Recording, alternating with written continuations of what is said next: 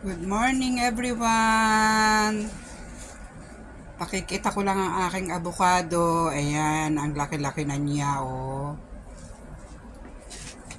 Sayang to pagka ako'y umuwi na ng Pilipinas, nag-for good ako oh. Tinanim ko kasi ito 2018. Ngayon ang laki-laki na niya oh. Sa ano lang yan oh, dyan lang sa lata ng Bunakwa.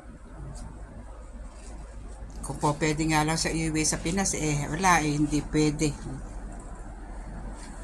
Mahilig kasi ako magtanim. Yan ang aking mga plant. Meron pa sa mga bintana. Kung pwede ko nga lang sila iuwi sa Pilipinas. Pagka-araw, nilalabas ko sila. Ngayon hindi ko pa na ilalabas para painitan ko sa labas. Laki na niya. Pag inaalos ko yung lumang dahon. Kasi masarap din to yung, di ba sabi, bingka. Pagka ng bibingka, ito ang pinaginagamit nilang tsaa. Itong dahon. Ito ang purpose ko kung bakit ko sa tinanim. Gusto ko maglalaga ako nitong dahon niya. Pagugulangin ko muna siya. Yan. Ang aking avocado tree. Ang aking mga plant.